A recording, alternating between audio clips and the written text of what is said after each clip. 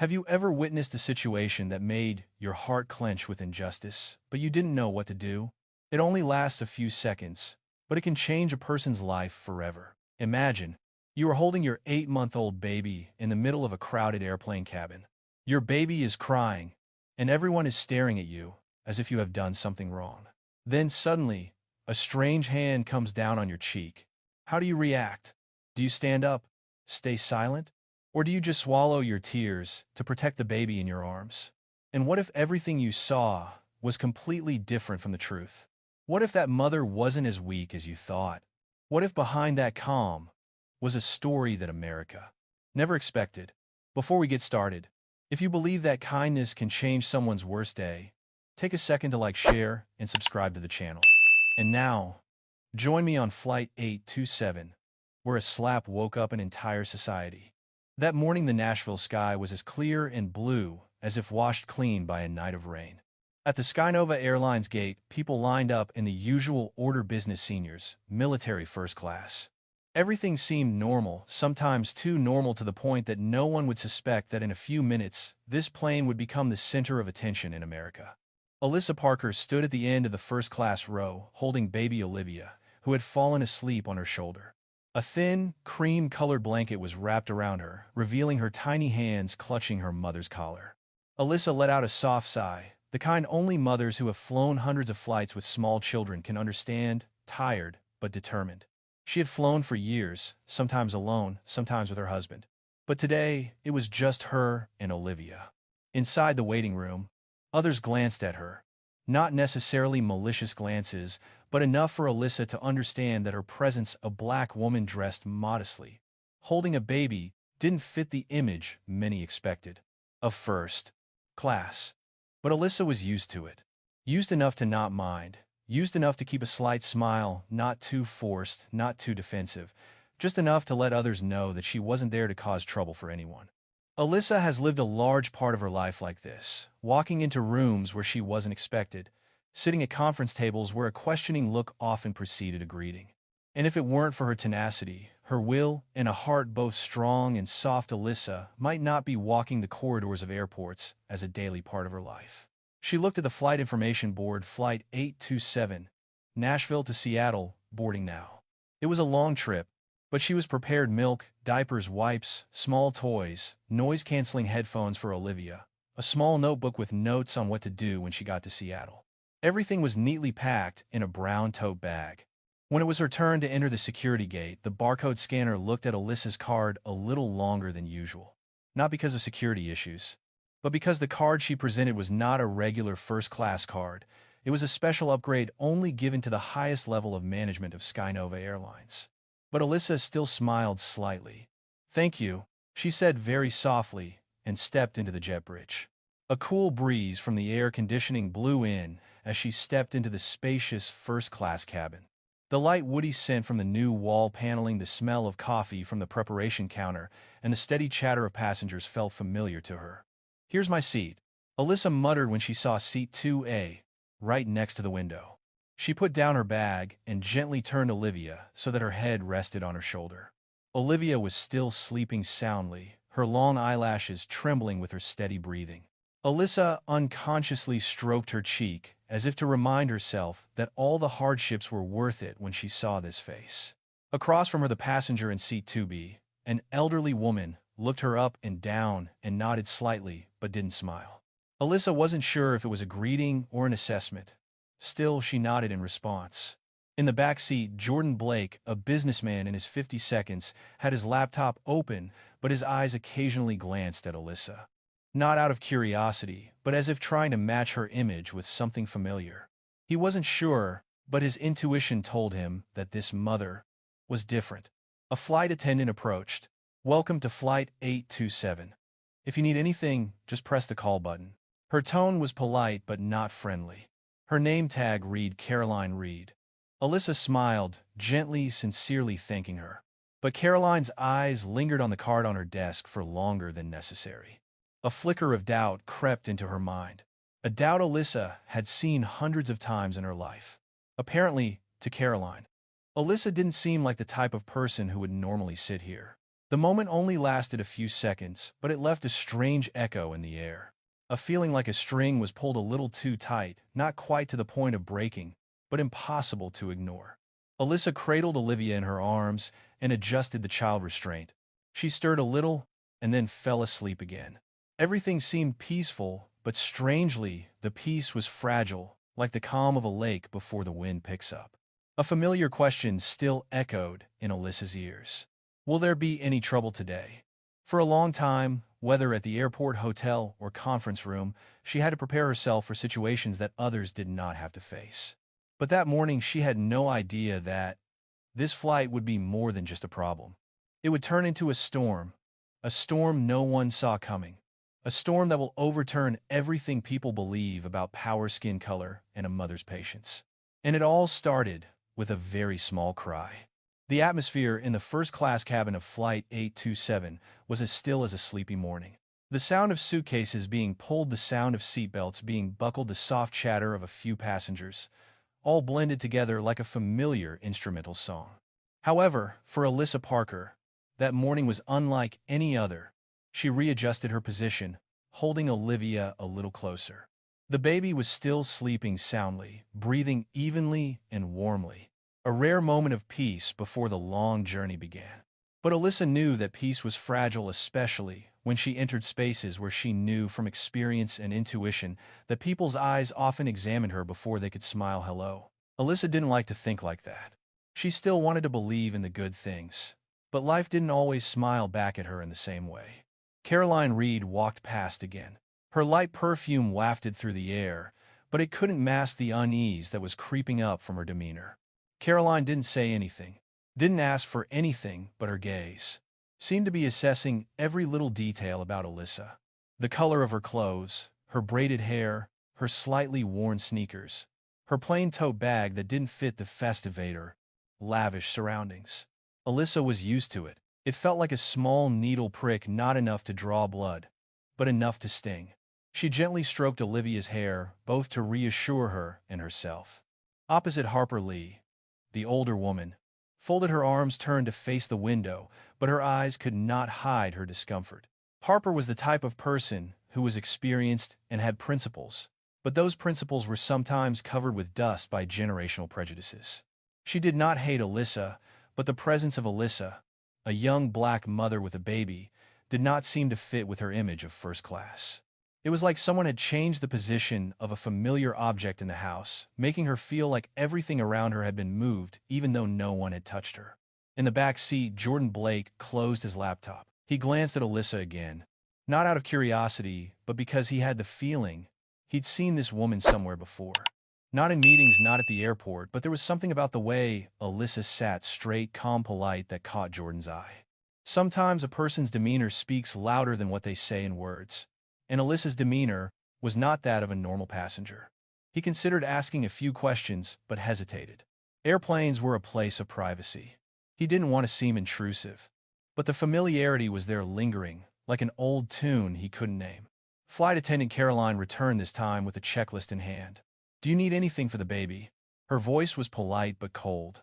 Alyssa smiled a soft smile, a habit she had cultivated to ease the tension in others. "Thank you. We're fine." Caroline looked at the baby sleeping soundly in Alyssa's arms and nodded slightly. But then for some reason, her eyes stopped at the card placed on Alyssa's tray. In just a second, Caroline's expression changed very quickly, from surprise to doubt. That metal card with the special symbol, not everyone had it. But then Caroline looked away. Maybe she thought Alyssa had picked it up somewhere. Maybe she thought it was fake, or worse, she thought, "There's no way this woman is part of that special clientele." Alyssa recognized that look, and she understood the meaning behind it. She had lived long enough to understand. She took a deep breath, not because she was tired, but because she knew, if she didn't stay calm, things could easily go wrong. Olivia stirred, making a soft cooing sound. Alyssa gently rocked her, whispering, it's mommy, baby." In recent years, since taking on the role of co-owner and chief ethics officer of Skynova Airlines, Alyssa has traveled more and appeared in public more. But when she is out of the spotlight, she is still just a mother, like any other mother, struggling with flights, formula, wet wipes, and sudden crying spells. Perhaps that is why she understands the pressure that mothers face in public. The reproachful looks when their children cry, the needle-like whispers, the indifferent judgments. She has experienced it all, both as a normal person and as a CEO that many people do not think of. Another staff member walked by and gently offered her a drink. Jordan Blake smiled at Alyssa. What a cute little girl. Alyssa returned the smile with gratitude. In that moment, she felt a weight lifted off her shoulders. Even a single kind word could sometimes help one endure a long day. But on the other side, Harper Lee watched the scene with an annoyed pout. Hope the baby doesn't cry the whole flight. She muttered loud enough for Alyssa to hear. Alyssa did not respond. She had learned to choose what to respond to and what to let go.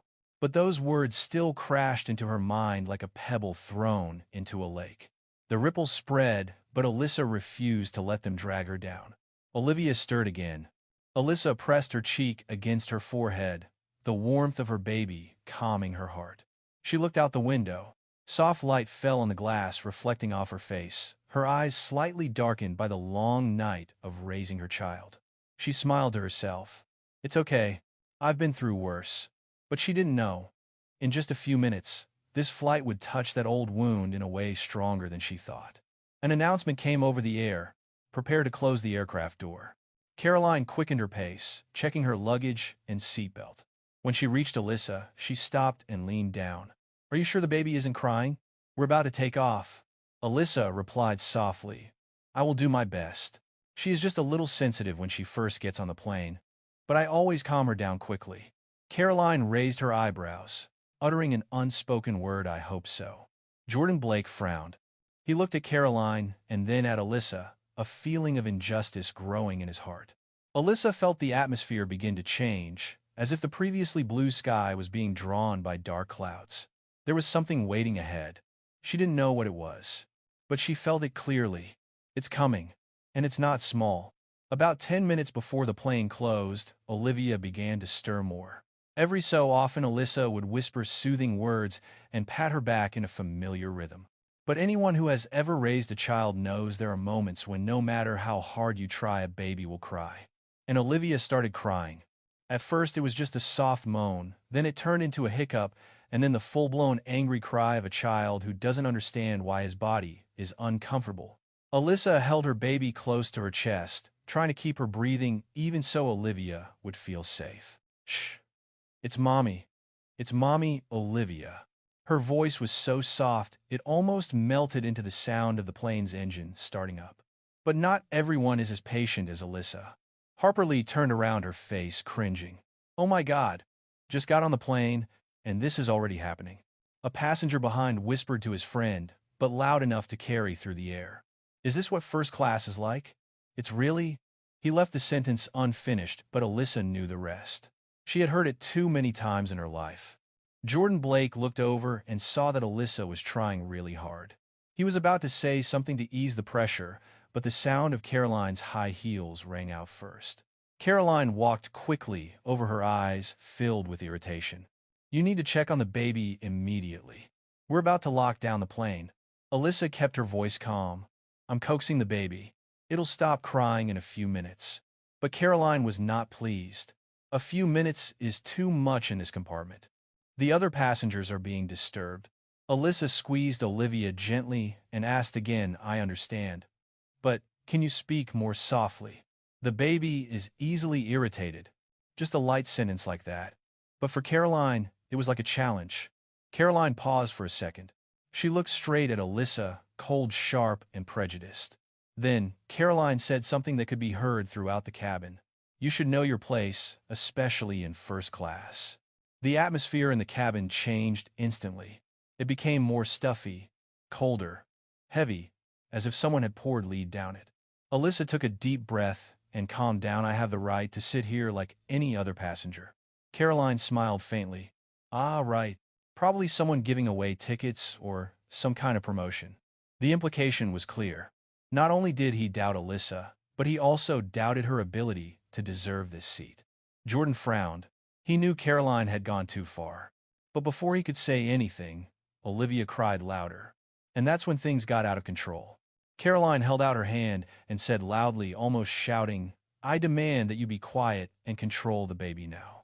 Alyssa knew something bad was about to happen, but she couldn't avoid it. Pop! The sound was so sharp, so quick, so cold that the first-class cabin shook. Not from the volume, but from the shock.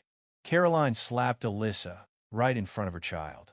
Right in the middle of the plane, right in front of more than 20 people. Alyssa had no time to react.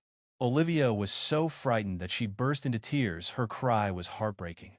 Alyssa held her child, her hands shaking but not leaving her cheek, where Caroline's handprint was still clearly visible. At that moment, Jordan stood up. "What are you doing?" His voice trembled with anger. But before he could intervene, another sound interrupted. "The live stream is starting, everyone." Evan Miles, the young man sitting next to me, was holding his phone up high.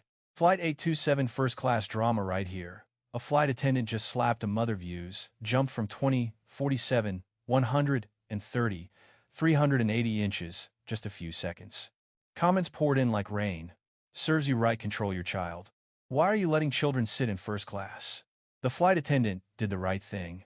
What kind of mother lets her child cry? No one knows who Alyssa is. No one wants to know. Caroline put her hands on her hips and shouted, "I do my job. Passengers must follow the rules." Alyssa looked Caroline straight in the eyes. No anger, no screams, just quiet pain and a strange calm like deep, still water. "You don't get to hit me." Alyssa's voice was low, husky, and so calm it was chilling. "Under no circumstances."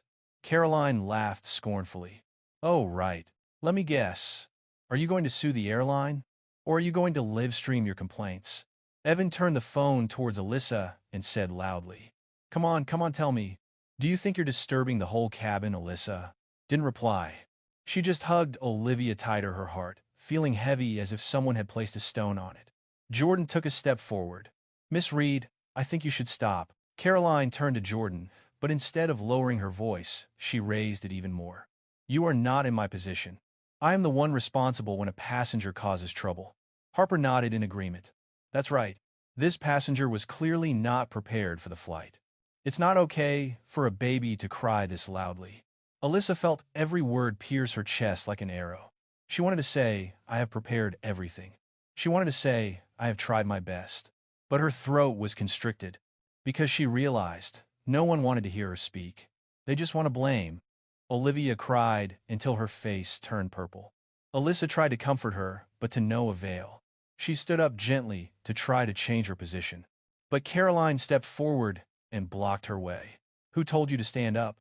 You're interrupting the takeoff preparations. The baby is crying too much. I need to change position. I told you to sit down." Caroline's voice was sharp as a knife. Alyssa clenched her jaw. She knew these people well, people who thought their small power allowed them to bully anyone who looked unsuitable. In that moment, Jordan saw what most people didn't see: Alyssa's eyes. Not the eyes of someone who was afraid, not the eyes of someone who had given up, but the eyes of someone who was waiting for the right moment, someone who could do more than endure. Evan continued live streaming, laughing. "This is so tense, this is so tense. This woman will probably be kicked off the plane soon." Caroline nodded. "Good idea. I'll call Captain Reeves." Alyssa took a deep breath. A long, heavy, slow breath. She looked at Jordan, and Jordan realized that the calm was unnatural. It was like a storm gathering wind. Caroline walked away, but before she left, she said, "Don't think you're special. Here, the rules are the rules." Alyssa stroked Olivia's back and whispered, "It's okay, baby. It's okay." Olivia hiccuped softly, getting weaker, then pressed her face against her mother's chest and cried bitterly. Alyssa closed her eyes.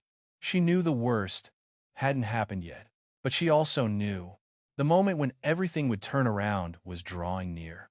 Very, very close. After the slap shook the entire cabin, the air inside Flight 827 became thick, as if every air molecule stopped moving to listen to what would happen next.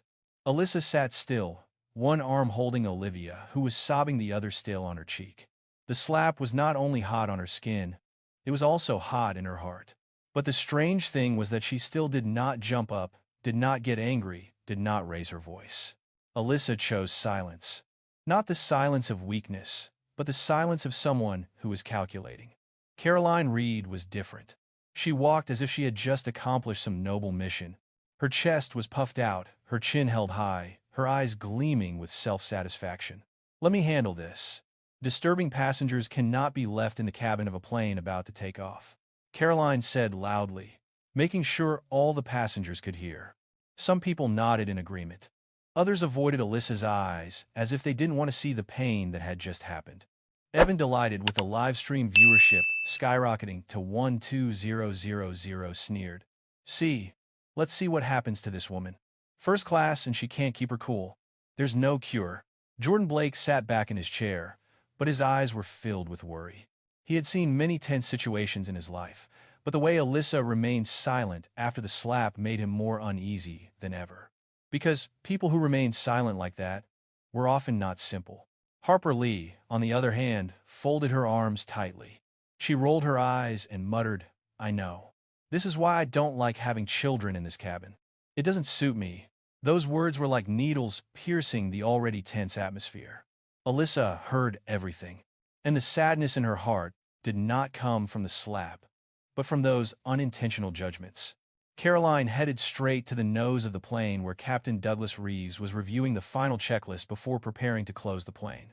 Captain Reeves was the type of man everyone in the business knew, stern, principled, and sometimes too trusting of his subordinates. He always carried himself like a commander, hard-nosed, with little softness. As Caroline approached with an indignant look, Reeves immediately put down the test sheet. What's the matter, Reed? His voice was calm, but his eyes were sharp.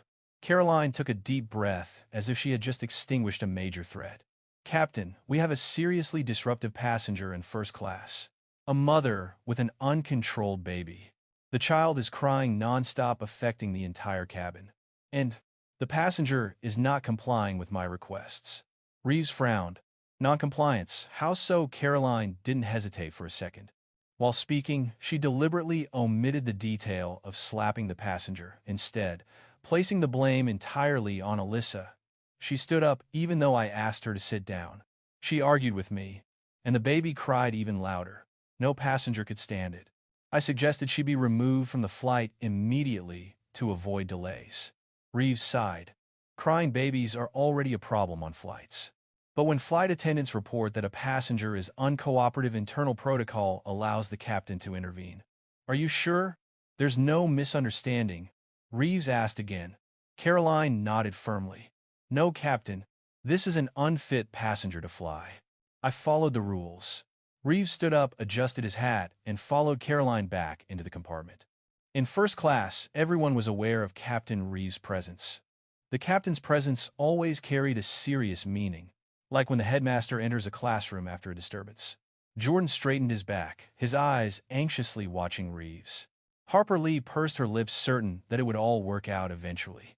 Evan picked up the phone and whispered, Oh my God, everyone, the captain is here. This is going to be big. Alyssa remained still.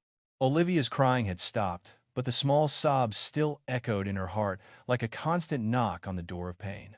Reeves stopped in front of Alyssa. Ma'am, this is Captain Reeves. I have just been informed that you are not following the flight attendant's instructions and are affecting the safety of the flight. Alyssa looked up, her eyes wet but unbroken. She spoke softly, so softly that Jordan had to lean in to hear. Captain, she slapped me. Several passengers turned around immediately. It was the first time they heard Alyssa speak since the incident. Caroline jumped up immediately. She's lying. She got up before we gave her permission. I was just doing my job. Alyssa did not argue. She just looked at Captain Reeves, her eyes as calm as a deep lake. Reeves frowned. He looked at Caroline. Reed, is that true? Caroline didn't blink. No, Captain. Absolutely not. I would never do that. Harper interjected. I saw it all. The flight attendant did the right thing. This mother had no control over the baby. We were all disturbed. Jordan immediately said loudly. That's not right. I see differently. But Evan interrupted, pointing the camera at Jordan. Oh, he's defending her and her mother. What a story. Jordan took a deep breath but remained silent. He was not one to argue with a crowd, even though he knew he was right. Reeves looked at Alyssa again. He was used to dealing with uncooperative passengers. But Alyssa's expression didn't look like someone who was trying to cause trouble. Part of him wanted to know more. But where did he have the time? The flight was running late. The pressure to be on time was always on him. Reeves said briefly, "Ma'am, I have to ask you to leave the plane. This is final. Security will assist." Alyssa closed her eyes. She placed her hand lightly on Olivia's back, as if to give herself strength. Jordan whispered, "That's not right at all." Harper nodded vigorously, looking satisfied. Finally, solved. Caroline breathed a sigh of relief, her mouth curving into a victorious smile. Evan counted down. "Prepare your shocked expressions, everyone. Someone is about to be dragged off the plane." But no one had time to do anything more. Alyssa's phone vibrated. A call. The name on the screen made Jordan unconsciously hold his breath. Skynova Emergency Corporate Line, and that was the first moment when everything started to turn around. The vibration of the phone in the first-class cabin rang out like a stray note in the tense harmony. A small moment, but enough for all eyes to turn to Alyssa. Caller name displayed on screen: Skynova Emergency Corporate Line. Jordan paused. He wasn't one to pry into personal matters, but that name didn't sound like a regular customer service number. It was a number reserved for executive emergencies. And he wondered, why would a calm passenger holding a child get a call from this number? Caroline saw it, but instead of being suspicious, she chuckled. "It must be someone spamming. Booking cheap tickets is easy to get scammed." Alyssa didn't reply. She muted the sound and put the phone in her pocket. No one knew in that moment her heart felt like it was being lit by someone. She was used to judgment. She was used to words that would make even the strongest person want to give up. But the way they looked at her today reminded her of an old version of herself, the girl who tried to prove herself in a world that always looked at her with suspicion. Alyssa took a deep breath. She knew if she didn't stay calm, things would get worse. And the last thing she wanted was for Olivia to see her mother lose control. But she also knew very well there were limits that one was not allowed to cross. That slap had gone too far. Captain Reeves stepped back as if waiting for Alyssa to accept her decision to leave the plane.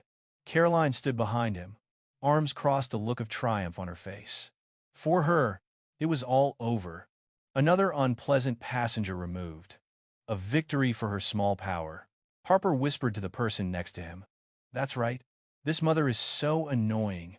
Evan continued his live stream, his voice excited.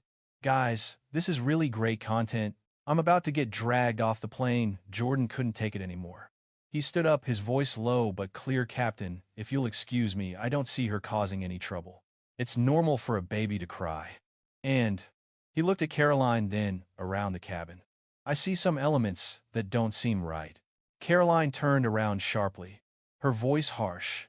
"What right do you have to interfere? You are not an airline employee." Jordan looked her straight in the face. "But I am a witness." The whole cabin was silent.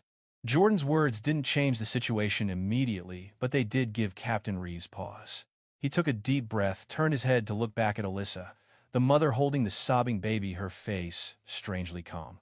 Part of Captain Reeves wanted to ask more, but Caroline interrupted. "Captain, we don't have time. We're running late." Time pressure, the enemy of every hasty decision. Reeves nodded slightly. "Yes, we must act now." Alyssa's heart sank a little, but it didn't quite break. She'd faced worse unfair decisions in her career. She'd been left out of important meetings because they thought she wasn't the right fit. She'd been turned down for big projects despite her immense talent. But what she wouldn't accept was letting Olivia grow up in scenes like this. The cabin shuddered as the cabin doors closed in preparation for pushback. The mechanical noise made everything seem heavier. Alyssa held Olivia closer. She had stopped crying, but her breathing was still shaky. Alyssa felt a sharp pain in her heart. She bent her head and kissed her forehead. "It's okay, Olivia. It's okay." But those words weren't just for the girl. They were for herself, to remind herself to stay calm, even when everyone around her was trying to push her into a corner.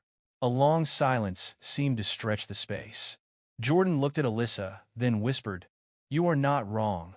I know that." Alyssa looked at him, her eyes vaguely filled with warmth. "I know," she replied softly. "I just didn't want to make a big deal out of it while I was holding the baby." Jordan nodded. "I understand. But sometimes, the silence of the right makes the wrong stronger." A simple sentence, but it cut deep into Alyssa's heart. It touched a place she had always struggled with in her life, where the line was between forbearance and remaining silent and letting herself be trampled upon. Alyssa looked at Captain Reeves, who was caught between two worlds, duty and justice. He could have stopped to learn, but he would have preferred the plane to take off on time. Like so many others before them, they didn't have time to understand her.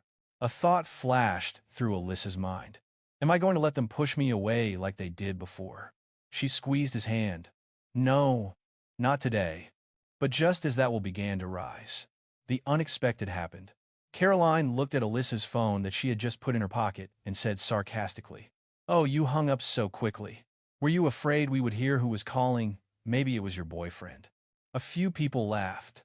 Evan moved the camera closer. Jordan frowned. Harper shook his head viciously. But Alyssa just looked at Caroline. That gaze, though calm, made Caroline pause for a second. In that second, she felt something was wrong, but it was too late. Alyssa spoke very softly, but clearly enough that no one heard wrongly. "Miss Reed, I advise you to be careful how you speak." Caroline laughed loudly. "Oh, are you trying to scare me? I've met 100 people like you, sitting in the wrong seat, causing trouble, then blaming the flight attendant. No one here believes you." A smile appeared on Alyssa's lips. Not a smile of resignation, not a smile of self-pity, but the smile of someone who knew what was coming. A smile sent a chill down Jordan's spine. He didn't know why, but he could sense it. The turning point was closer than many thought. Alyssa said softly, "There are things that not everyone knows right away. But once they know, everything will be different."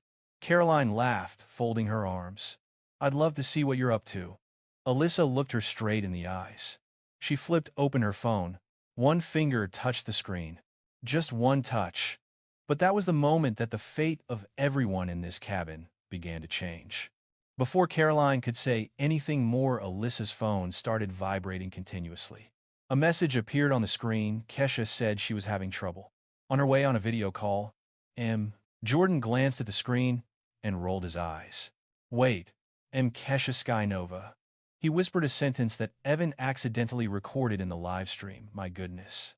She is not a normal person." Alyssa looked up. Her eyes were clear and calm, like someone preparing to step into a storm. But this time, she wasn't the one enduring. She was the one holding the wind. And that was when her phone started ringing with a video call.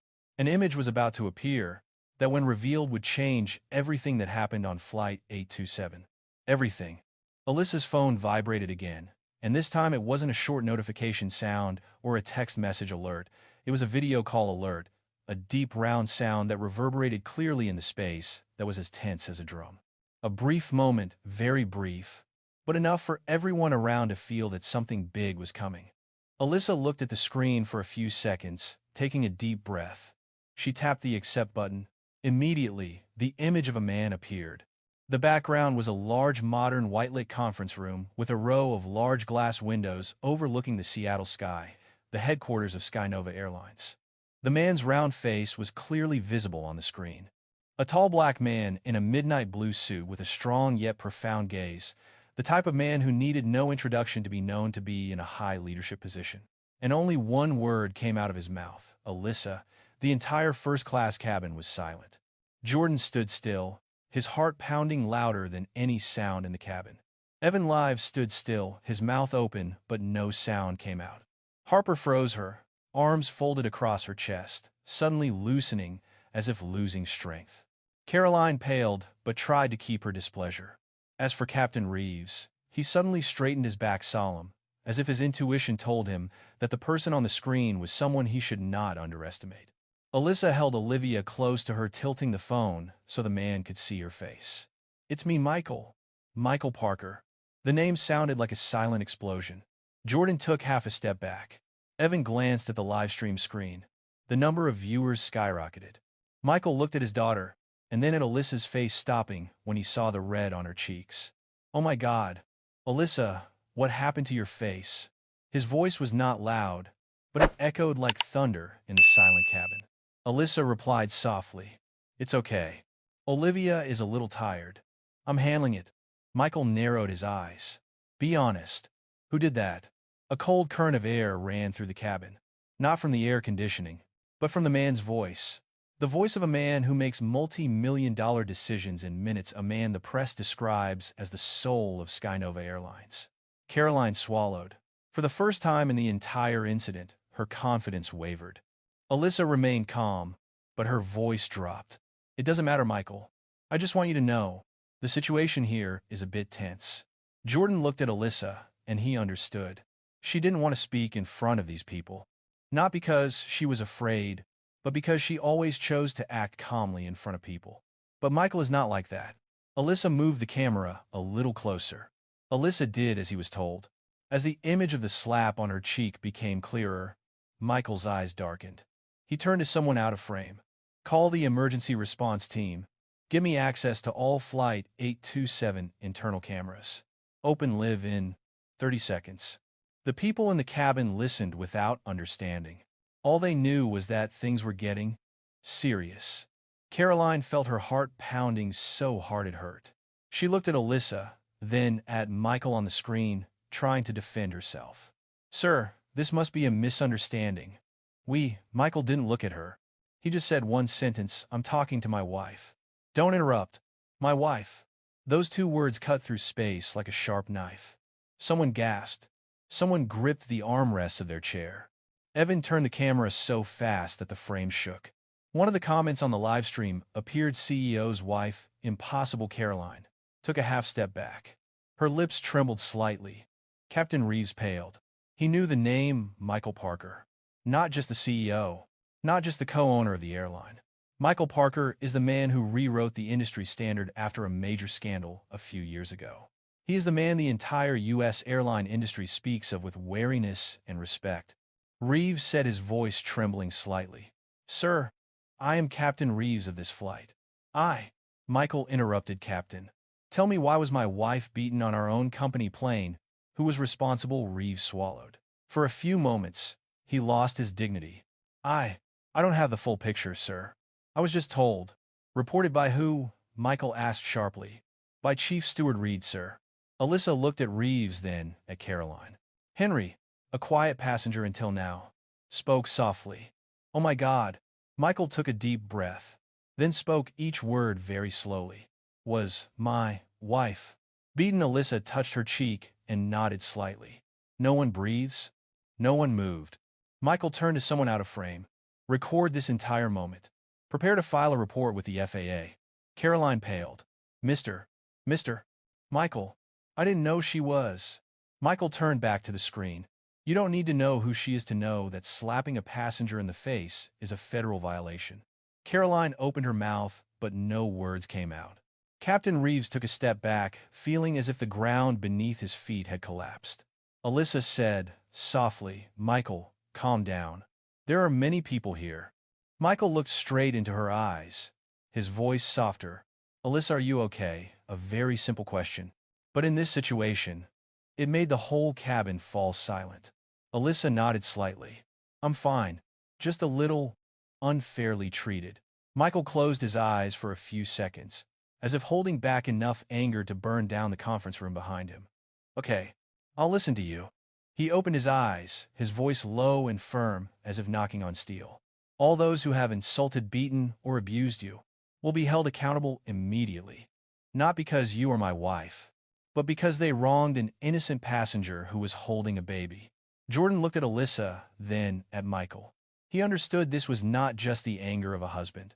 This was the anger of a man who had spent his life fighting discrimination. A man who understood what had just been violated, the dignity of a black woman on the very airline she had helped build. Michael said, his voice sharp as a knife, Captain Reeves, this plane will not be taking off. I am asking all passengers to remain in their seats. I am sending a federal investigation team and legal representatives to this plane. Reeves no longer objected. He said only one sentence, almost in a whisper. Yes, sir. Caroline stood there stunned. Perhaps for the first time in her life, she understood how her power felt insignificant in front of someone the entire system respected. Alyssa looked at Michael, her eyes softening. Honey, don't be so nervous. I don't want Olivia to see this. Michael nodded slightly. I know. And I will protect you and your child to the end. The phone rang again. A voice from outside the frame said, Mr. Parker. The cabin camera feed is up. We can see everyone. Michael said good. Let's start filming. A small red light flashed on the ceiling of the plane. The security camera had been remotely activated. All over the cabin, everyone felt something very big, was approaching. And they are no longer innocent spectators. They become witnesses. In the first-class cabin of Flight 827, the soft yellow light seemed to become sharper, colder, as if it knew the atmosphere was changing. No one spoke. No one dared to breathe heavily. The small red dot on the ceiling, the signal that the camera was recording, made everyone sit up straighter, their eyes wider, their palms colder. Alyssa remained sitting there, holding Olivia. She had calmed down, hiccuping occasionally, and then pressing her face against her mother's chest.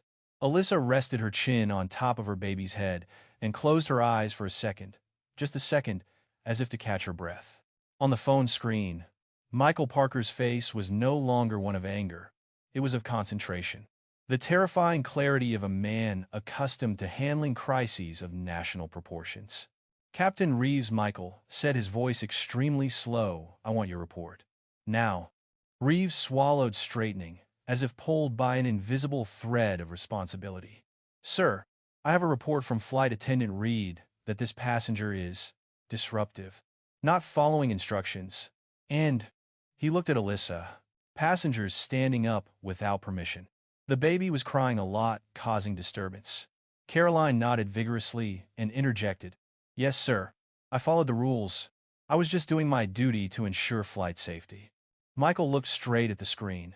His eyes seemed to pierce into Caroline's soul. Miss Reed, he said, you just said you were just doing your duty. Well, I want to ask a very clear question. The air froze. Caroline blinked rapidly, then straightened as if preparing to convince her superior. Michael asked, in your mission, is there any part that allows you to attack passengers? Caroline opened her mouth. 1 second, 2 seconds. No sound came out. Harper frowned. Jordan shook his head. Evan held the phone close to Caroline's face, as if trying to see her reaction. Finally, Caroline forced out a sentence. I didn't attack anyone. I just... Michael raised his hand. Stop. One word, but so strong that it made Caroline stiffen. We are reviewing the internal camera. His voice was not high, but sharp. You should be careful with every word you say. Caroline paled visibly. She glanced up at the red dot on the ceiling. For the first time in the entire incident, she realized she was no longer in a position of power. Michael tilted his head, speaking to someone out of frame. Open the camera footage from 14 minutes ago. And immediately sounds came from Alyssa's phone. Caroline's voice, Harper's voice, Olivia's crying, the sound of a crash. And then pop. The slap rang out again. But this time, it was over the speakerphone so clearly it sent a chill down her spine. The audience trembled. Some passengers in the cabin turned away. Jordan closed his eyes and shook his head.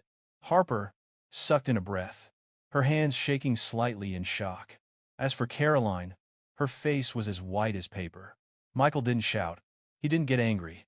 But the way he spoke slowly, word by word, made people feel more scared than angry. Miss Reed, what is that sound? Caroline stiffened, her lip trembling. She looked around, hoping someone would defend her, but no one looked at her. In the last few minutes, the truth had been exposed, and no one wanted to stand with the man who had hit a mother holding her child. In Evan's live stream, comments were pouring in. Oh my God, she really slapped me, I can't believe it. The CEO is watching live, game over for the flight attendant. Alyssa looked at that scene, feeling relieved but sad. She never wanted things to go this far. She just wanted her and her child to be respected as human beings. But the truth, sometimes it has to be painfully exposed like this for people to accept it. Michael continued. The cameras show that she was not threatened. She was not offended. Passenger Parker was sitting quietly trying to calm her child. So why did she attack? Caroline tried to step back, but her legs were shaking so much she nearly collapsed. She was crying. I think. Reeves gritted his teeth. He was the one with the most responsibility on the flight, and having his subordinate make a serious mistake right before his eyes left him with nowhere to hide. Michael turned to Reeves. Captain, you saw it. Reeves bowed his head. I haven't looked at the camera. I'm relying on Reed's report. Michael replied immediately. and you're going to kick a mother with a baby off a plane based on the words of the person who slapped her. Silence. A silence so heavy that you can hear your own heartbeat. Michael, continued Mr. Reeves, if you cannot distinguish between a truly dangerous situation and the abuse of authority by your subordinates, then you should not be in command of any crew. Reeves clenched his fists. His eyes flickered. That was enough to end a captain's career. Alyssa saw this and spoke softly. Michael, please don't be so harsh. I don't want to ruin anyone's life. Those words brought tears to a few people's eyes. Not because of pain, but because Alyssa's dignity shone through even when she had the right to retaliate. Michael sighed softly. Alyssa, I know you, but this isn't just about you anymore.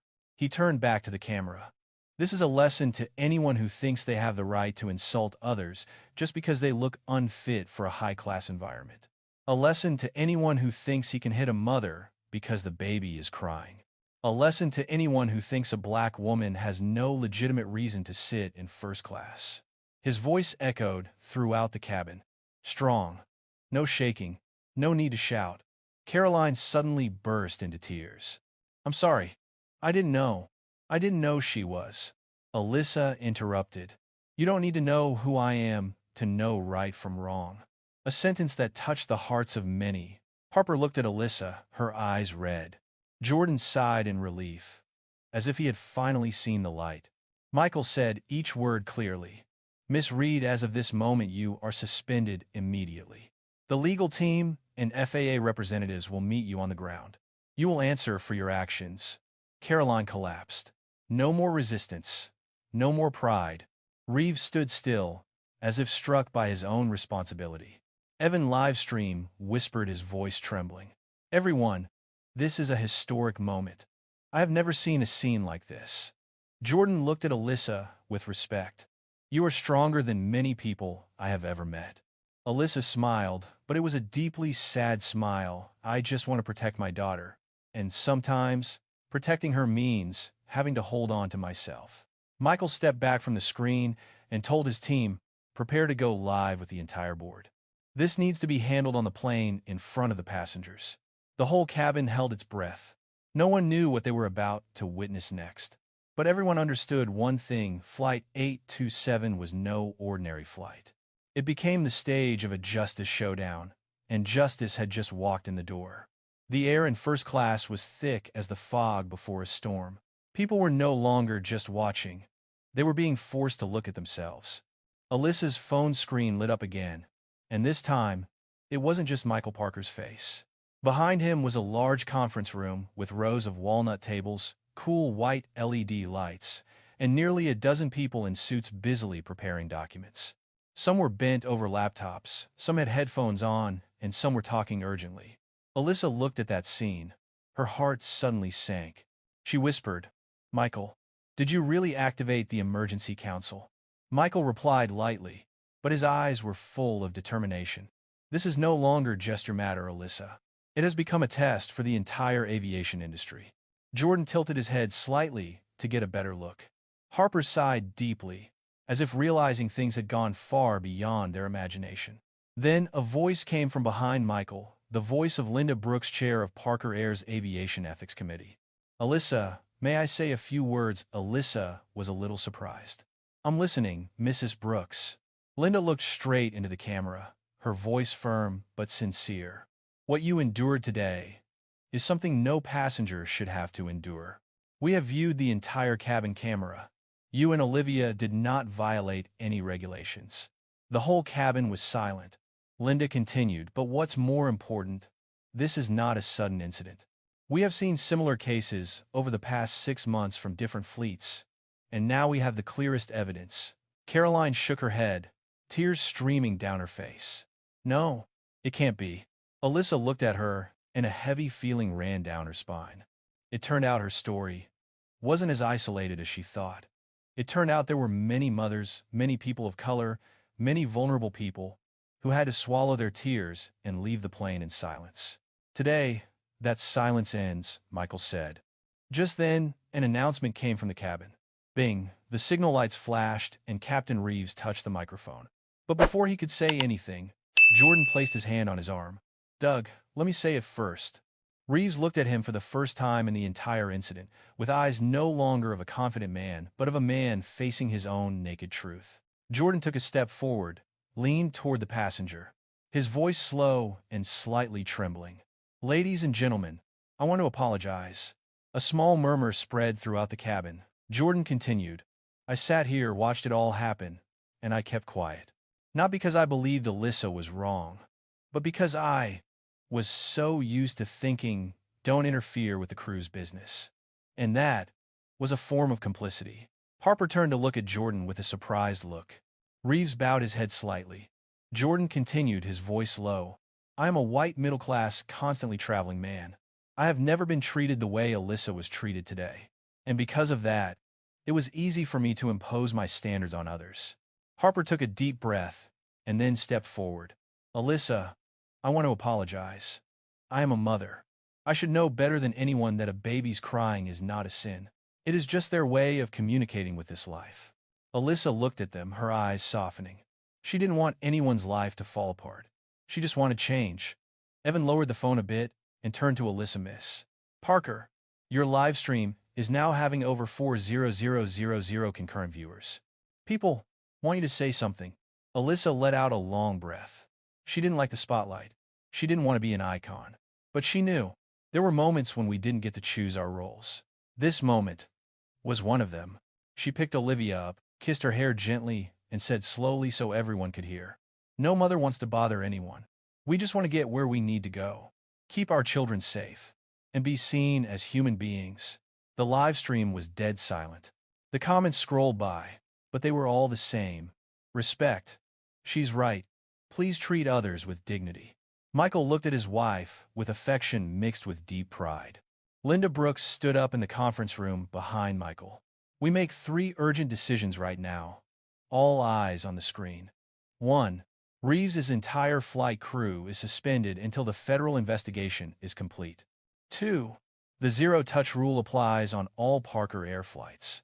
No flight attendant is allowed to touch a passenger unless it is a safety emergency. 3. Launched an industry-wide investigation with the FAA into air discrimination." Jordan took a deep breath. Harper clapped a hand over his mouth.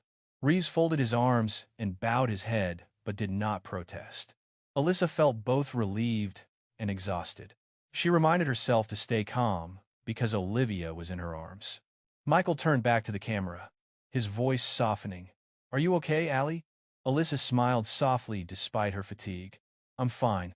Just a little overwhelmed by how far things have gone. Michael, I did nothing wrong.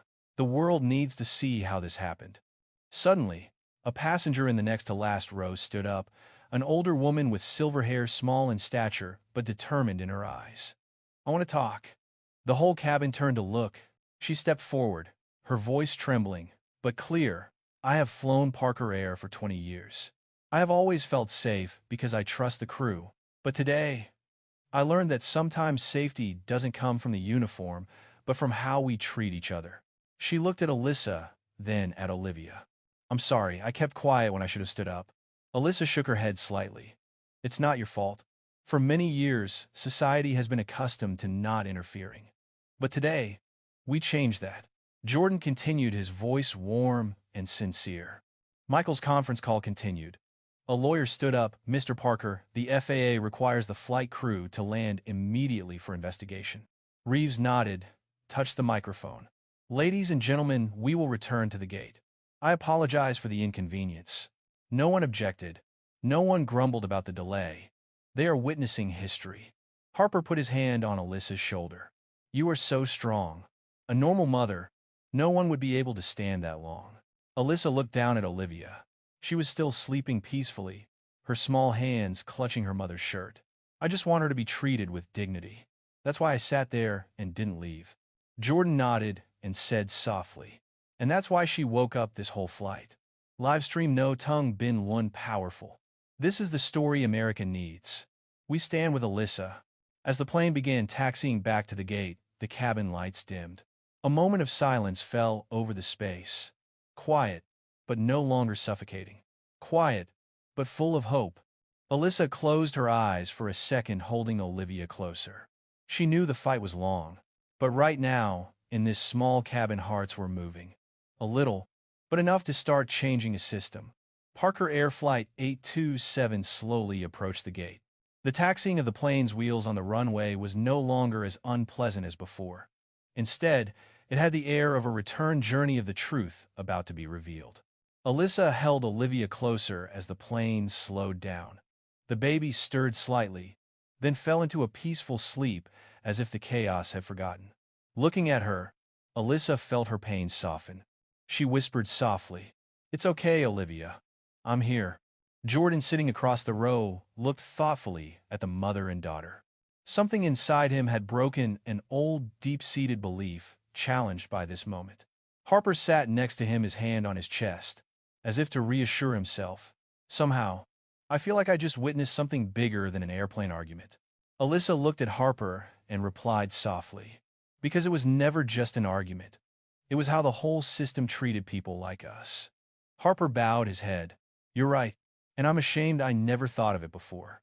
A ding sounded, signaling the plane had come to a complete stop at the gate. But immediately, the cabin microphone lit up. This time, Linda Brooks' voice came through the intercom. "Before passengers leave the plane, we need to clarify some important information." Caroline paused, her shoulders hunched defensively. Captain Reeves stood still, his eyes glazed over as if he had lost his bearings. Linda continued, her voice even and full of the seriousness of an experienced manager. "We accessed our internal records of passenger complaints over the past 3 years. And what we found was more disturbing than we thought." The passengers in the cabin began to stir. Michael Parker reappeared on screen. But this time there was no conference room behind him. Instead, the internal investigation team opened their laptops, projecting documents onto a large screen. Michael said, "Today's flight was not an isolated incident. It was part of a pattern of behavior that we have long suspected." Alyssa turned to look at the screen, her eyes filled with tension. Jordan asked softly, "What model is that?" Michael opened a file. The first page was a list of flights along with the names of flight attendants and pilots. Linda explained for Michael, "Over the past 18 months, there have been a total of 47 complaints involving racial bias, primarily directed at passengers of color, and the majority involving the same group of flight crew." Jordan sighed. "No way." Evan brought his phone closer. The live stream was still running with thousands of viewers watching at once. Comments flooded in 47. "This is systemic. How many mothers were mistreated? Parker Air doing the right thing, exposing this." Harper looked at Caroline, his eyes filled with anger and disappointment. Caroline trembled in response. I don't know, I have nothing to do with." Michael interrupted Caroline Reed. "You were directly involved in 9 of those 47 cases." Caroline felt like someone had sucked all the air out of her lungs. She leaned back in her chair and stammered, No, I was just following the rules." Alyssa looked at her, her eyes not filled with hatred, but deep. "No one forced you to slap me, Caroline. It was your choice." A simple sentence, but like a needle touching the remaining conscience of Caroline. Her eyes reddened, her lips trembled. I'm too tired. I have pressure. Alyssa shook her head. "You're not the only one under pressure. We are too. But pressure doesn't give you the right to hurt others. No one can refute." Linda continued, "But there is another detail that is even more remarkable." Everyone held their breath.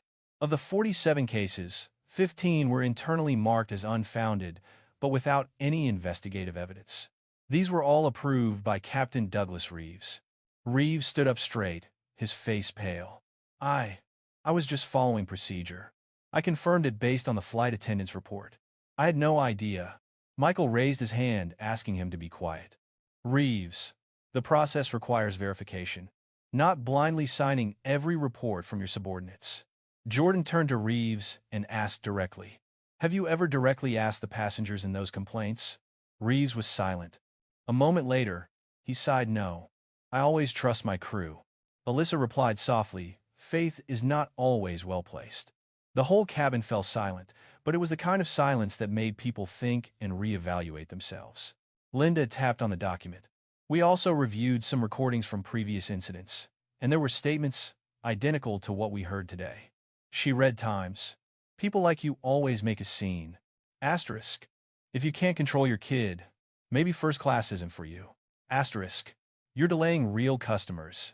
Jordan was shocked. Harper put her hand over her mouth. Evan lowered the phone and whispered, "Just like Caroline today."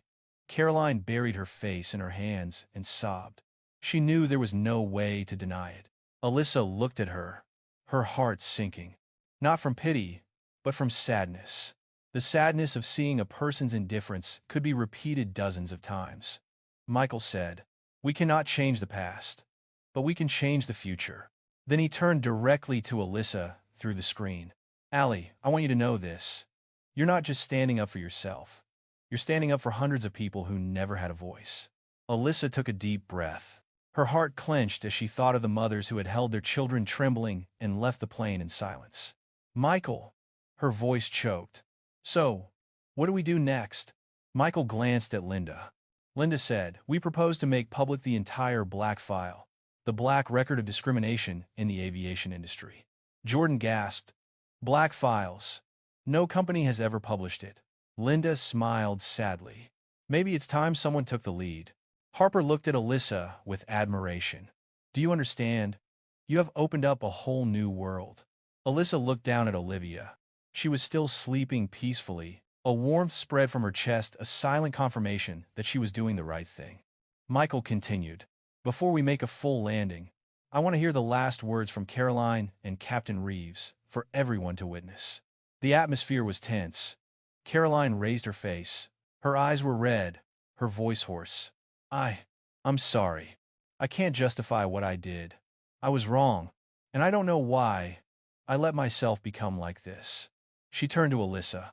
"I don't expect your forgiveness, but I'm truly sorry." Alyssa nodded slightly, not in a hurry. "I hear your apology." Linda enters Captain Reeves. Reeves stood up straight, trying to maintain the last dignity of his pilot's life. "I take responsibility for my errors of judgment. I apologize for failing to protect the passengers as required by duty." He looked at Alyssa for a long time and added, "And I apologize for letting invisible biases influence my decisions." Alyssa replied softly, "Thank you. Admitting your mistakes is the first step to change." The plane's engines shut down. The sound became strangely quiet. Jordan sighed in relief. "This was the strangest flight of my life." Harper nodded. "But I'm glad I'm here." Evan looked into the phone lens, his voice full of emotion. "Guys, this isn't just a live stream anymore. This is history." Alyssa hugged Olivia gently, pressing her cheek against her soft hair. And she realized, right now, that what she was going through would change the way people saw people like her. Not by confrontation, but by truth. When the plane door opened instead of the usual clear air, a sudden wave of sound rushed in. Hurried footsteps, camera flashes, reporters' questions, and even shouts and whispers from passengers in the waiting area. Alyssa paused. No one told her. The outside had become the center of a media storm. Harper looked through the crack in the door, eyes wide. "Oh my God." The whole gate was packed. Jordan stood up, straightened his coat, and looked serious, as if he were preparing for a hearing. "We may be about to see the next wave." Evan was almost crazy with excitement. The live stream reached 700,000 people. "Everyone out there knows you're here, Alyssa." Alyssa held Olivia tightly in her arms, took a deep breath, and her heart stopped for a beat. She didn't want her child to face this chaos. But the truth is, there is no turning back. Michael appeared on the phone screen, his face full of worry, but calmer than anyone else. "Alyssa, before you leave the plane, listen to me clearly. What happened out there was not your fault." Alyssa smiled slightly, a smile filled with both gratitude and fatigue. "But I am standing at the center of something so big." "Yes," said Michael, "but I don't stand alone." Behind him, Linda Brooks and her team of lawyers were still watching closely. A media person whispered in Michael's ear, "The press is demanding an official statement. We need to control the information." Michael nodded, but his eyes were only on his wife. "You just step out with Olivia. The rest, I and the team will take care of it." Caroline stood a few steps away from Alyssa. Her face was pale, her eyes red as she stared at the floor. Each step she took was unsteady, as if every click of a camera outside was a knife stabbing at her heart. Reeves stood upright, but his eyes were blank, like someone who knew his career had just ended right there at the door of this plane. Harper whispered to Alyssa, If you want, I will go with you. Jordan immediately added. Me too. Alyssa looked at the two people. She didn't know them. But in this moment, their humanity was more evident than ever. She nodded slightly. As the three of them stepped out of the plane, the white light from dozens of cameras shot towards them, causing Alyssa to squint. Olivia was startled and moved slightly. But Alyssa reached out to comfort her, her voice as soft as the wind. It's okay, honey. I'm here, a reporter shouted. Are you the mother who was attacked on the flight? Are you planning to sue the airline? How do you feel about today's discrimination? Jordan raised his hand to block it. Harper stood close to Alyssa to form a protective circle. But the questions continued to explode like fireworks. Evan, still live-streaming, narrated as he walked, She's coming out. Everyone stay calm. Don't scare the baby. Alyssa turned to Evan, grateful. Thank you. Then she turned to the press. No shyness. No fear. Her voice was soft but clear. I'm just a mother. And today, I was treated like I didn't have the right to sit where I paid. The lenses immediately moved closer. Alyssa continued, speaking slowly. So that everyone could understand, I don't want anyone else to go through what I went through. Not another mother. Not another person of color. Not another human being. The words split the air. A group of passengers standing nearby applauded. One clap, two claps, and the whole area began to respond. Jordan whispered, You just did what many people would never dare to do in their entire lives. Harper wiped the corner of his eyes. That's the power of truth. Suddenly from the plane stairs, Caroline also stepped out. But unlike Alyssa, she was surrounded by heavy questions. Why did you slap the customer? Do you often discriminate? Do you know that person is the wife of the CEO of Parker Air? Caroline trembled. I'm sorry. I was. But the noise drowned her out. Fear was written all over Caroline's face. The fear of someone realizing the inevitable consequences of her actions. Alyssa looked at her for a moment. Not gloating. Not retaliating. Just a little sad for the way prejudice turned a person into someone more terrifying than they were. Michael appeared suddenly, no longer on screen. He walked quickly through the crowd surrounded by security, but his eyes only stopped when they touched his wife. Alyssa, gasped Michael. He gently hugged her shoulder and kissed Olivia on the forehead. I'm here. Harper and Jordan stepped back, giving him space. A moment of silence. Healing. Michael turned to the press.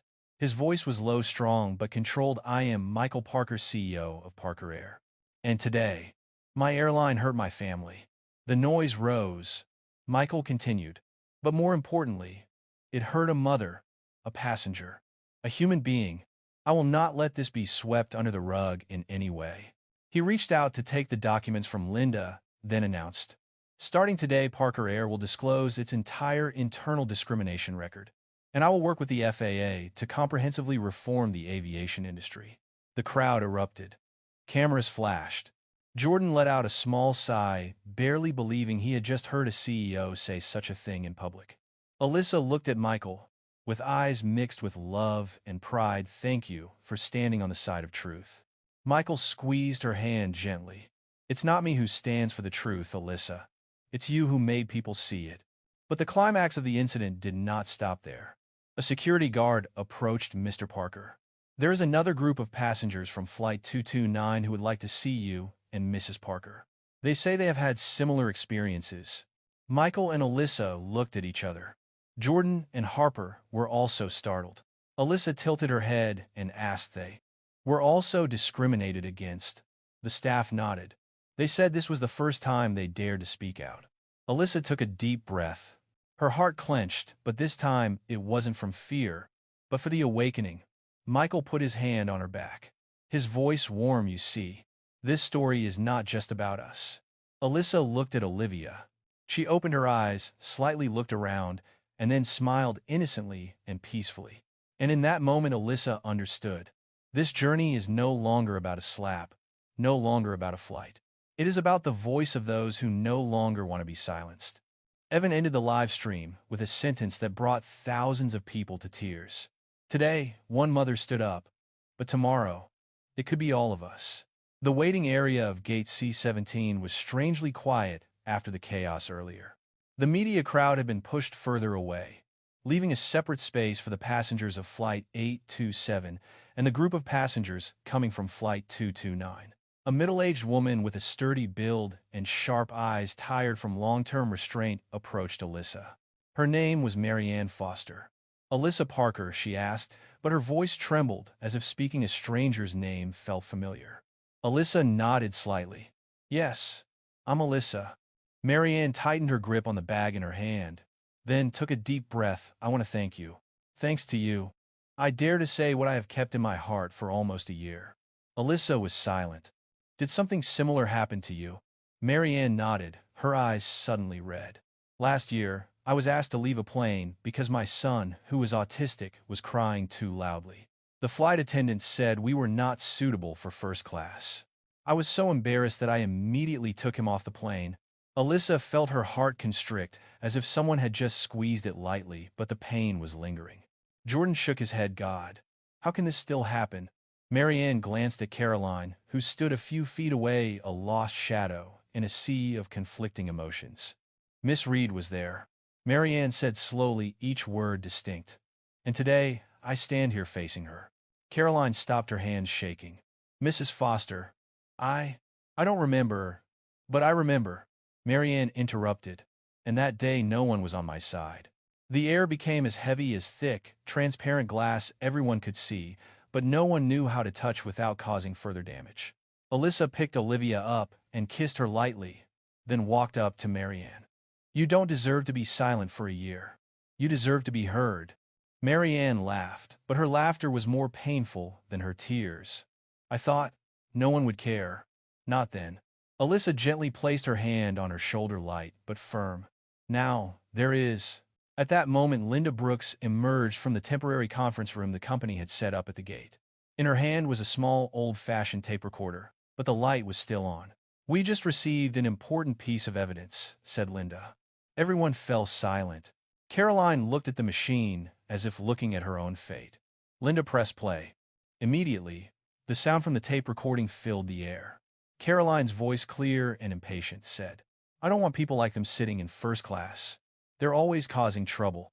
Another flight attendant whispered, "But they already paid." Caroline's voice, "Find a reason to send them down. Crying children are the best reason." The air was dead silent. Alyssa closed her eyes for a second. Jordan took a step back. Harper covered her mouth, tears welling up in her eyes. And Caroline, she almost fell to her knees, her hands clasped together in front of her chest, as if to keep her heart from falling out. "Hi. I didn't know someone was recording," she choked. Linda said, "That is why 15 complaints were marked unfounded." The person who recorded the audio was a trainee flight attendant who had switched airlines after being bullied internally by Miss Reed.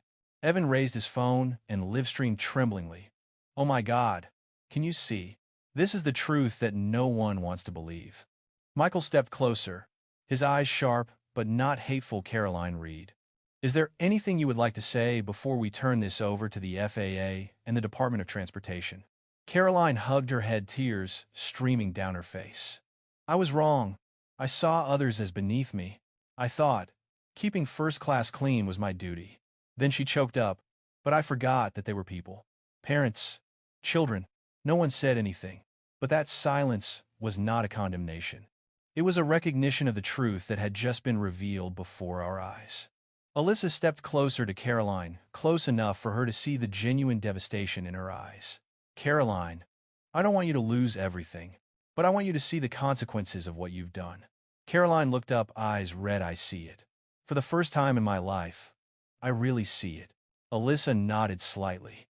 "If you want to make things right, start by taking responsibility without blaming pressure or inappropriate passengers." Caroline pursed her lips, then stood up straighter. "Okay, I will tell the truth in every investigation. I will not hide anymore."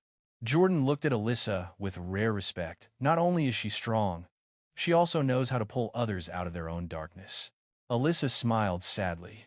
"I just don't want my daughter to live in a world where slapping is seen as the solution." Michael Quay sang, "Linda, we start the meeting with the FAA now." Linda nodded, signaling for the staff to arrange the room. But Michael held Alyssa's hand and whispered, "Allie, do you want to attend? They want to hear from you." Alyssa looked at Olivia, who had her tiny hand clasped in her mother's collar, then at Michael. She's not someone who likes the spotlight, doesn't like confrontation, doesn't like crowded places. But she knew. There were times when the truth needed to be spoken in the voice of someone who had walked through it. She said softly, "Okay, we do this for all those who have been silenced." Michael squeezed her hand. "I always believe you." A temporary meeting room was set up right at Gate C-17. The FAA, the Ministry of Transportation representatives from the National Aviation Academy, passenger psychologists, all were present via screen or in person. When Alyssa walked in with Michael, everyone stood up. Not because she was the CEO's wife, but because she is a mother who has become the voice of countless others. Linda opened the meeting. "Today, we are not just looking at a single violation. We are looking at a systemic problem." FAA's statement. The tape recordings, the cabin camera, and the recent confession are clear evidence of repeated discriminatory behavior. An aviation law expert looked at Alyssa and asked Miss Parker, "Would you like to say anything before we open the reform proposal?" Alyssa took a deep breath. The room fell silent. She spoke slowly, each word falling straight into the listener's mind. "I don't want today to be someone's personal tragedy. I want it to be a turning point. A reminder that every passenger has a story, and the airline industry has a responsibility to treat them as people, not as risks." She hugged Olivia closer. "I hope children like mine will grow up in a world where crying is not seen as a nuisance." The words made the whole conference room suffocate. Jordan wiped the corner of his eyes. Harper, standing at the door, also bowed his head. Michael looked at his wife, his eyes full of pride. "And because of those words, we will start over." Linda put a document on the table. "The proposed aviation reform, the Parker-Foster bill, will be introduced into Congress." Alyssa was startled. "My name," and Mrs. Foster Marianne entered and stood beside her. "We have suffered together. Now we stand together." Alyssa felt a warmth spread through her chest. Not victory, but healing. Something began to change, not just in the firm, not just in the industry, but in the hearts of those who witnessed it. The air was silent for a moment, but it was a silence of hope. 3 days after the incident at Gate C-17, America entered a strange morning. National television, major news channels, millions of videos on social media, all focused on an unprecedented event. Public hearing on discrimination in the airline industry, with central witness Alyssa Parker. The U.S. Capitol building was bright in the sunlight, but inside it was thick with tension. The press crowded the aisles. Mothers with children came to show their support. Victims were there too, sitting quietly in the back row. Alyssa stood in the middle of the great hall, Olivia in her arms, Michael by her side. Jordan and Harper were there too, as unwitting witnesses to the fateful moment of Flight 827. Alyssa looked around, her heart trembling slightly. Not because of fear, but because she never thought that one day she would be standing here. Michael put his hand on her shoulder. "You don't have to represent perfection. You just have to tell the truth."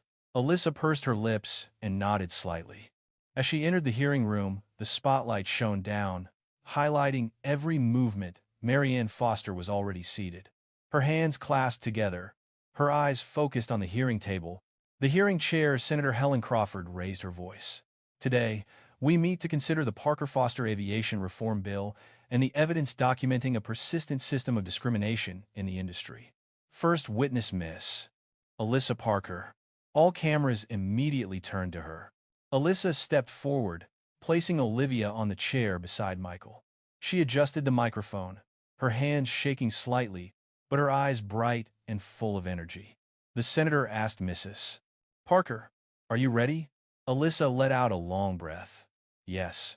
And all of America fell silent to listen. "That day," Alyssa began, "I was just a mom trying to get my daughter to sleep on the flight home. I didn't yell.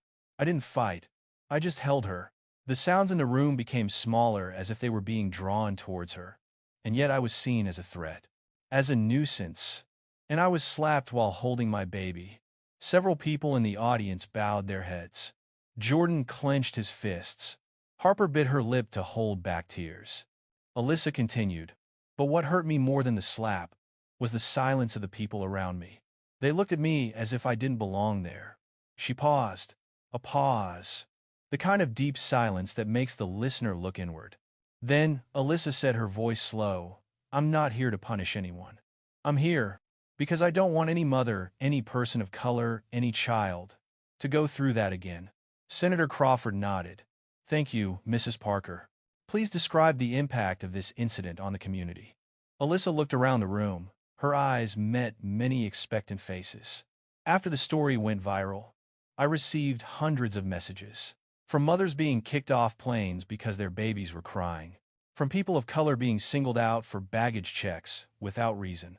From disabled people being asked to move seats because they didn't fit the image of first class. Alyssa took a deep breath. They all tell the same story.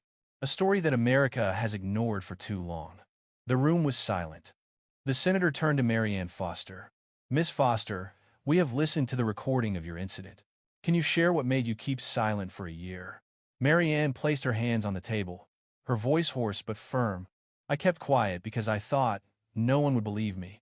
I thought my child's crying, who is autistic, would be used as an excuse to blame others." She took a deep breath, then looked at Alyssa with gratitude. But when I saw Alyssa stand up, I knew my time had come. A round of applause broke out from the back row, despite a warning from the parliamentary police to keep order. Senator Crawford opens the document. "And finally, we call the Parker Air representative Mr. Michael Parker." Michael stepped forward, tie neatly, tight eyes straight ahead. He did not speak as a CEO, but as a man who had seen his family hurt right before his eyes. "Senator," he began, "my firm has learned the most expensive lesson. No amount of beautiful policy can save a system when the people in it are prejudiced." The statement made several people nod deeply. "I do not stand here to defend Parker Air.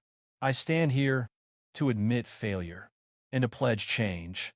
The senator asked, "What do you propose for industry-wide reform?" Michael presents 3 things. 1. Cabin camera publicly accessible in case of complaint. 2. The flight crew rating system is based on real feedback without internal editing. 3. The zero-touch rule became federal law. Harper whispered to Jordan behind him. He actually dared to say that in front of Congress. Jordan nodded, because he understands change sometimes requires the naked truth. However, the real climax comes when Caroline Reed is called up. The room was buzzing. Many people turned to whisper. Some looked at her with hate. Caroline approached the hearing table with trembling hands. She was no longer a powerful stewardess in uniform. She was just a human being facing her mistakes before her country. The senator asked Miss Reed, "Do you have anything to say about your actions?" Caroline took a deep breath, her voice choked. "I was wrong, not just to Mrs. Parker, but to so many passengers I never apologized to." The whole room was silent. No one expected her to be so honest. "I thought I was defending service standards, but the truth is, I was defending my own prejudices."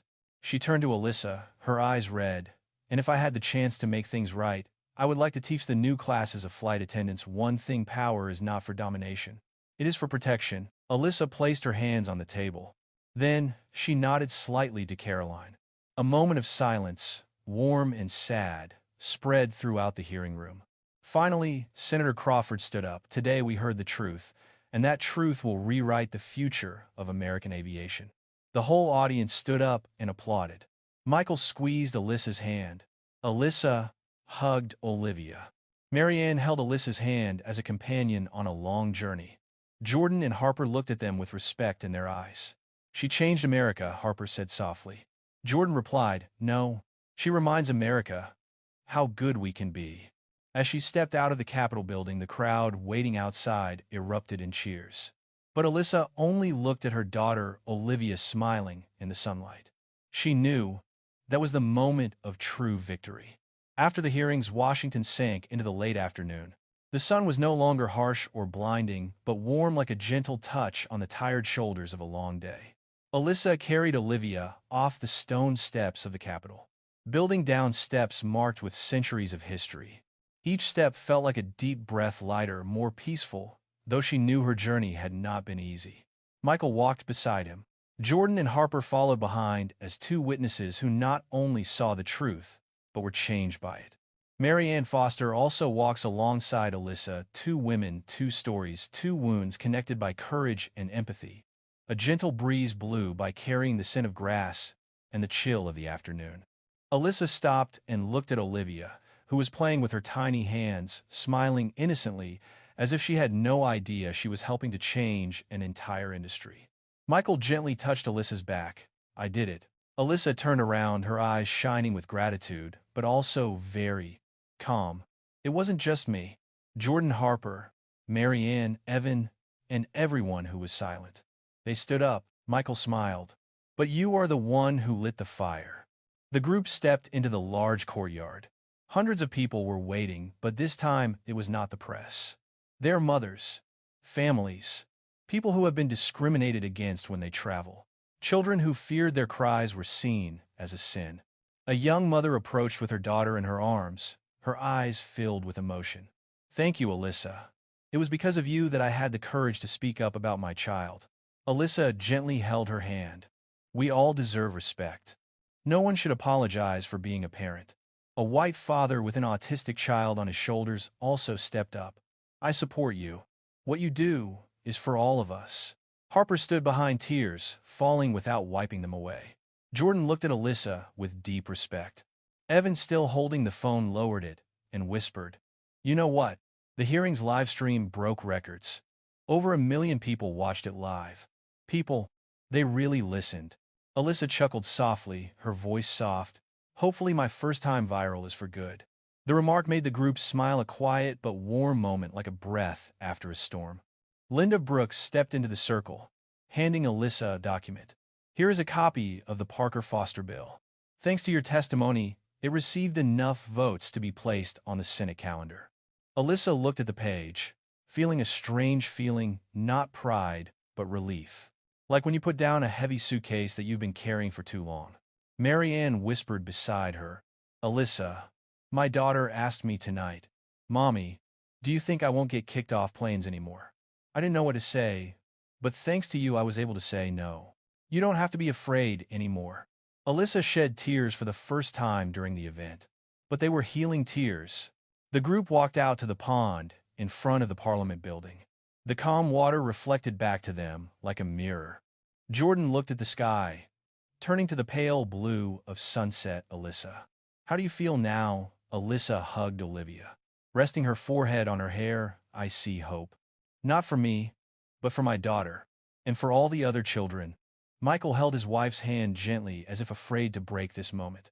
"I'm proud of you, not just for today, but for always being the one to stand up when you could have stayed silent." Alyssa looked down at Olivia, who was asleep in her mother's arms, and replied, "I just did what any mother would do. Protect my child, and protect the world he will grow up in." Harper interjected with a warm smile.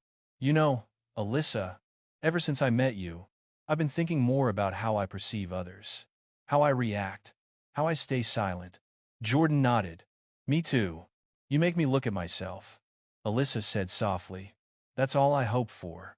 Not to change the world, but to change a few hearts. And those few hearts will change the rest." Michael looked up at the sky and whispered, "I have done more than that." A group of elementary school students ran by, recognizing Alyssa from TV. A brown-skinned girl ran up and grabbed her sleeve. "Teacher, I watch you on TV. When I grow up, I want to be strong like you." Alyssa sat down at the little girl's level. "You don't need to grow up to be strong. You're already strong." The little girl hugged Alyssa, a small hug, but enough to lift both their hearts. Harper looked at that scene and whispered, That is why this story needs to be told." As the sky began to darken, the streetlights reflected off the water like long golden streaks. People began to disperse, but not because they were disappointed or tired, but because they knew this day had left a lasting mark. Michael asked, "Do you want to go home and rest?" Alyssa shook her head and smiled, "Not yet. I want to stand here a little longer, to remember this moment as proof that all the effort, all the pain was worth it." Michael put his arm around her shoulder. Olivia breathed evenly, curled up in her mother's shirt like a seed of hope. Alyssa looked straight at the Capitol building. "Today is not the end. Today is just the beginning." Written in true YouTube storytelling style. Warm, deep, not cliche. If you're watching this video, take a second to imagine. If that day were you, if you were holding your child and being treated like you didn't deserve it, how Would you want the world to react to Alyssa's story is just one of thousands that have never been told? And if you feel moved today, feel like you see a part of yourself in it, then help this story go further to someone who needs to hear it. Like the video if you believe kindness can change a system, share to let someone know they are not alone. And subscribe to never miss the stories that touch our hearts, reminding us that human dignity is always worth protecting. Thank you for staying till the end. See you in the next story.